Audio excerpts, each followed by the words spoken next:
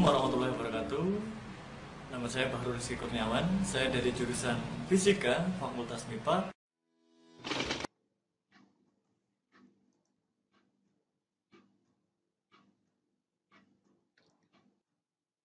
Selamat datang di mata kuliah Kewirausahaan Berbasis Sains.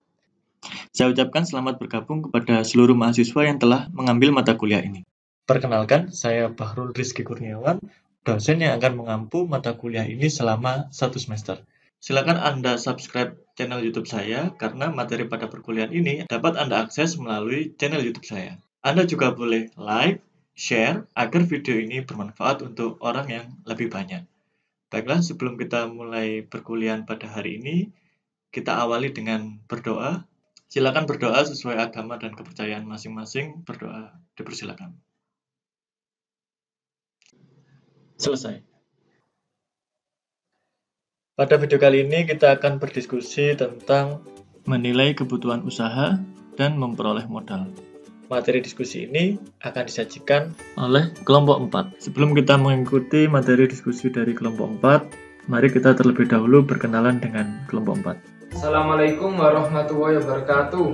Perkenalkan, nama saya Ahmad Dhani Darul Fikri, offering M, Prodi S1 Fisika. Asal sekolah SMA Negeri 1 Bululawang, asal daerah Kabupaten Malang. Perkenalkan, nama saya Albara Isra Adami, bisa dipanggil Albara. Saya berasal dari Kabupaten Lamongan, Provinsi Jawa Timur.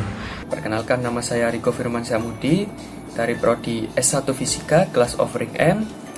Asal saya dari Surabaya, asal sekolah dari SMA N12 Surabaya.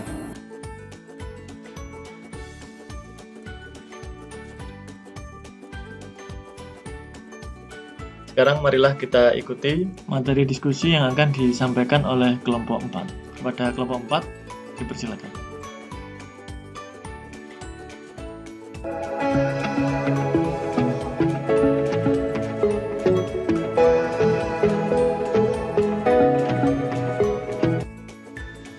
Assalamualaikum warahmatullahi wabarakatuh. Perkenalkan, nama saya Riko Firman Syamudi. Saya dari program studi S1 Fisika offering M, kelompok 4. Sini kelompok kami akan menjelaskan mengenai menilai kebutuhan usaha dan cara mencari modal. Pertama-tama saya akan menjelaskan kepada Anda mengenai kebutuhan usaha. Apa itu kebutuhan usaha? Sebelumnya, mari kita lihat di sekitar kita. Banyak kita saksikan orang yang selalu berusaha, namun tidak pernah berhasil dalam usahanya. Mengapa demikian? Ternyata setelah dianalisa, banyak dari mereka kurang dalam persiapan dan manajemen yang kurang baik, sehingga usaha mereka berhenti di tengah jalan. Tentunya sebagai seorang wirausahawan, Anda tidak ingin usaha Anda gagal, bukan begitu? Nah, lalu bagaimana memulai suatu usaha dengan tepat? Ketika kita berniat untuk mendirikan suatu perusahaan atau kita berwirausaha, maka kita perlu menganalisa terlebih dahulu. Nah, dalam menganalisa ini, kita menentukan kebutuhan usaha kita, baru kita mendirikan suatu perusahaan. Tidak sedikit juga para wirausahawan yang langsung mendirikan perusahaan tanpa menganalisa terlebih dahulu. Karena mengapa kebutuhan usaha ini begitu penting? Karena dengan kebutuhan usaha ini, kita mengetahui kebutuhan usaha yang kita dirikan, mengkalkulasikan dana yang akan kita butuhkan, agar kita dapat menyesuaikan jenis usaha serta besar usaha yang harus kita rintis dari awal dengan kondisi keuangan kita. Sehingga secara umum, pengertian dari kebutuhan usaha adalah hal-hal yang harus dipenuhi perusahaan untuk mendirikan dan menjalankan usaha dari awal hingga perusahaan berhasil beroperasi. Penting untuk Anda mengetahui, sebelum Anda menuliskan jenis dan kebutuhan usaha yang diperlukan nantinya, Anda harus melakukan Anda akan berwirausaha di bidang apa. Berwirausaha tentunya memiliki banyak bidang. Saya ambil contoh, kedua gambar ini sama-sama mempresentasikan tentang berwirausaha. Namun, pada gambar yang kiri mempresentasikan berwirausaha di bidang industri, sedangkan gambar kanan mempresentasikan berwirausaha di bidang pertanian. Hal ini sungguhlah sangat berbeda. Kebutuhan usaha yang diperlukan terdiri dari beragam jenis tergantung dari bidang usaha masing-masing perusahaan. Artinya, jenis dan kebutuhan suatu bidang dengan bidang lainnya jelaslah berbeda. Anda tidak bisa menyamakan kebutuhan di bidang industri dengan kebutuhan di bidang pertanian itu sama. Perlu untuk Anda menentukan bidang terlebih dahulu, lalu mulai meneliti apa saja yang perlu dipersiapkan untuk nantinya Anda berwirausaha. Anda bisa memilih berapa berbagai bidang yang ada dalam wirausaha. Ada yang berwirausaha pada bidang industri kah? Atau mungkin wirausaha pada bidang pertanian kah? Atau mungkin yang lainnya. Pilihlah bidang yang menurut Anda cocok, yang memberikan prospek jangka panjang, dan pastinya menguntungkan menurut Anda. Setelah Anda sudah menentukan bidang apa nantinya Anda akan berwirausaha, di bidang apa nantinya Anda akan rintis, maka langkah selanjutnya adalah Anda melakukan penilaian secara benar dan akurat. Mengapa demikian? Baik jenis maupun jumlah kebutuhan usaha memerlukan penilaian yang benar dan akurat, tujuannya agar tidak terjadi kekurangan atau kelebihan. Apabila kekurangan, maka Anda harus menambah biaya untuk menutupinya. Apabila kelebihan, maka produknya akan berhasil. Namun, dapat pula dibuat kebutuhan untuk beberapa periode ke depan, akan tetapi penyusunannya harus dilakukan dengan benar agar tidak ada yang ketinggalan. Setelah jenis-jenis kebutuhan disusun secara lengkap, langkah selanjutnya adalah menentukan komponen harga. Nah, harga yang ditetapkan pada komponen harus benar dan sesuai dengan harga pasar atau harga yang dipatok berdasarkan prediksi kondisi yang akan terjadi pada periode tertentu. Hasil penilaian kebutuhan dapat disusun secara rinci sehingga terlihat jelas jumlah biaya yang dibutuhkan untuk mendirikan atau menjalankan usaha tersebut. Dengan diketahui total kebutuhan usaha Anda dapat mengetahui berapa kekurangan dana yang Anda miliki sekarang ini. Tujuannya untuk menutup kekurangan biaya kebutuhan usaha. Lalu, untuk biaya kebutuhan usaha dapat dicarikan dari berbagai sumber, bisa dari modal sendiri atau mungkin modal pinjaman.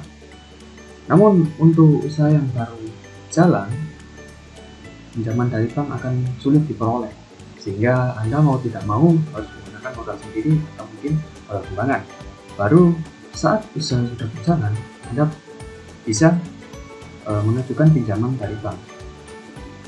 Untuk selengkapnya mengenai biaya kebutuhan usaha akan disampaikan oleh rekan saya.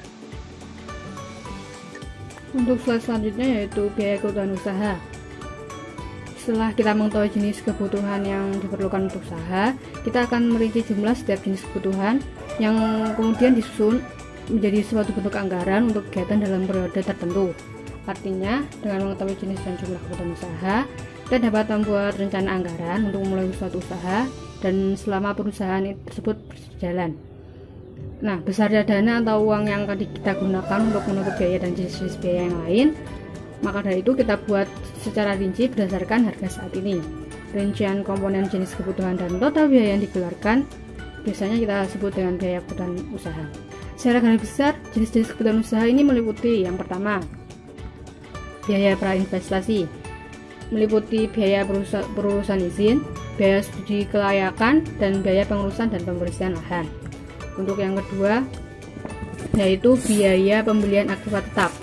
Ini dibagi menjadi dua, yaitu aktiva tetap terwujud dan aktiva tetap tidak berwujud. Aktiva tetap berwujud itu berupa tanah, gedung, ataupun mesin, dan lain-lain. Sedangkan untuk aktiva tetap tak berwujud itu berupa hak paten, merek, dan lain-lain. Yang ketiga yaitu biaya operasional, yaitu dana yang digunakan untuk menjalankan suatu kegiatan usaha yang meliputi gaji karyawan, upah, biaya administrasi, dan lain-lain. Untuk slide selanjutnya, ini merupakan contoh perhitungan biaya kebutuhan usaha. Dalam slide ini ditampilkan tabel yang berisi biaya profit investasi, pembelian aktiva tetap, modal biaya, jumlah kebutuhan investasi, dana yang tersedia, dan dana pinjaman. Kenapa dibuat bentuk seperti tabel? Karena agar memudahkan kita dalam mengecek ataupun membaca, untuk menganalisis juga apa saja yang kita butuhkan dan berapa dananya. Dan untuk slide selanjutnya, nah ini merupakan secara garis besar kebutuhan investasi yang digambarkan. Ini kebutuhan investasi berisi sama seperti slide sebelumnya, yaitu biaya prainvestasi, biaya pembelian aktiva tetap, biaya modal kerja, juga kebutuhan dana sendiri, dan dana pinjaman bank. Nah, dengan dibuatnya ini tujuannya yaitu untuk mempermudah kita dalam membaca ataupun menganalisis apa saja kebutuhan kita selama beberapa periode. Assalamualaikum warahmatullahi wabarakatuh. Perkenalkan, nama saya Alvara Ismail dari kelompok 4 akan menjelaskan tentang apa modal. Modal adalah segala bentuk kekayaan yang digunakan untuk memproduksi kekayaan yang lain yang lebih banyak lagi untuk perusahaan. Dalam perusahaan, modal memiliki berbagai bentuk, termasuk kas, persediaan, dan peralatan. Perusahaan harus melaksanakan ketiga jenis modal berikut ini. Yang pertama, modal tetap. Modal tetap merupakan modal yang diperlukan untuk membeli aset tetap atau permanen, seperti bangunan, tanah, komputer, dan perlengkapan. Uang yang diinvestasikan dalam aset tetap ini sifatnya cenderung beku karena tidak dapat digunakan untuk tujuan lain. Modal kerja. Modal kerja yang menginvestasikan dana-dana temporer perusahaan. Modal tersebut digunakan untuk mendukung operasi normal dalam jangka pendek. Akuntan menyebutkan modal kerja sebagai aset lancar dikurangi kewajiban lancar. Yang ketiga, modal pertumbuhan. Nah, modal pertumbuhan ini tidak seperti modal kerja, tidak berkaitan dengan fluktuasi musiman dari perusahaan kecil. Sebaliknya, kebutuhan akan modal pertumbuhan muncul manakala perusahaan yang telah berjalan mulai mengembangkan perusahaannya dan mengubah arah utamanya. Sebab manufaktur kecil membuat chip silikon untuk komputer melihat perusahaannya meroket dalam waktu yang singkat. Dengan pemesanan komputer yang semakin banyak, akhirnya perusahaan tersebut melakukan perluasan wilayah, perluasan pabrik, dan penambahan karyawan. Terima kasih.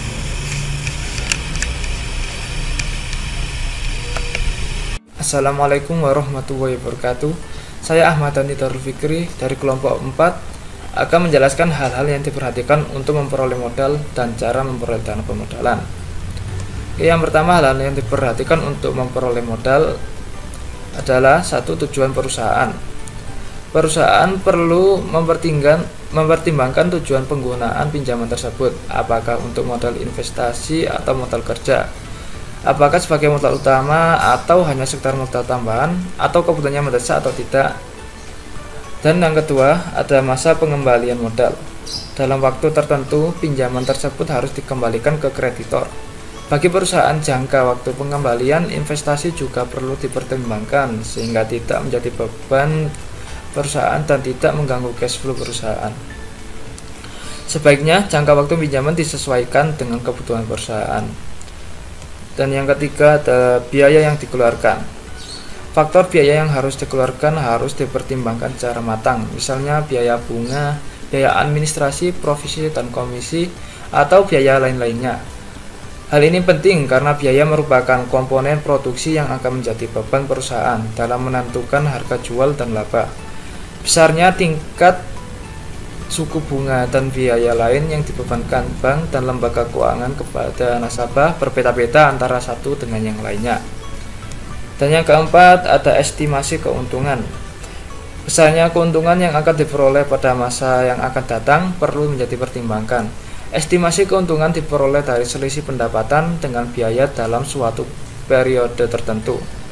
Besar kecilnya keuntungan sangat berperan dalam pengambilan dana suatu usaha. Oleh karena itu, perlu dibuatkan estimasi pendapatan dan biaya sebelum memperoleh pinjaman modal.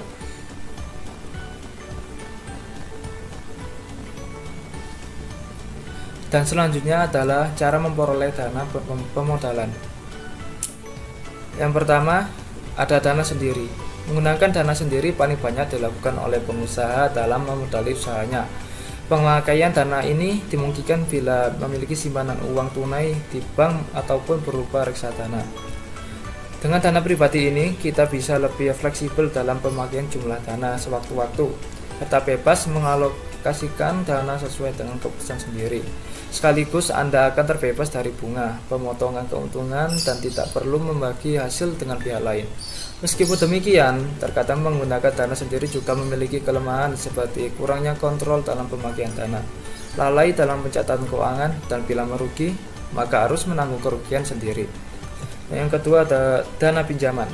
Jika Anda tidak mempunyai simpanan dana pribadi atau kekurangan dana, maka alternatif lainnya adalah dana pinjaman. Yang ketiga adalah dana gabungan usaha. Kalau memiliki teman atau kerabat yang berpotensi memiliki dana lebih, dapat dinegosiasikan untuk ikut serta menjadi pemodal dalam jumlah besar ataupun sebagian kecil dari bisnis Anda. Usahakan membuat perencanaan konsep yang matang, lalu lakukan presentasi dan kemudian negosiasikan mengenai kebutuhan modal, jumlah, jangka waktu, dan pembagian hasil dari keuntungan usaha setiap bulannya. Jangan lupa untuk membuat daftar nama relasi yang potensial sebelumnya. Untuk mendapatkan peluang pinjaman yang lebih besar, poin yang terpenting dan harus diingat adalah memperhitungkan secara matang jumlah modal yang dibutuhkan, dan kemudian pertimbangkan keuntungan dan kelemahan dalam memilih sumber pendanaan dari luar. Jangan canggung untuk mencari informasi sebanyak-banyaknya mengenai sumber pendanaan yang Anda inginkan. Jangan sampai usaha Anda baru berjalan tetapi sudah terbebani dengan tingkat bunga yang tinggi. Sekian dari kami. Wassalamualaikum warahmatullahi wabarakatuh. Terima kasih kepada kelompok penyaji yang telah menyajikan materi diskusi pada video kali ini. Selanjutnya, bagi peserta diskusi, Anda dapat mengajukan pertanyaan kepada kelompok penyaji melalui WhatsApp grup mata kuliah ini. Silakan Anda ajukan pertanyaan terkait materi yang telah disampaikan oleh kelompok penyaji. Anda dapat mengajukannya mulai sekarang. Pertanyaan yang telah diajukan selanjutnya akan ditampung terlebih dahulu untuk kemudian dijawab oleh kelompok penyaji pada saat perkuliahan berlangsung. Saya rasa cukup untuk video kali ini. Saya akhiri, semoga bermanfaat. Wassalamualaikum warahmatullahi wabarakatuh.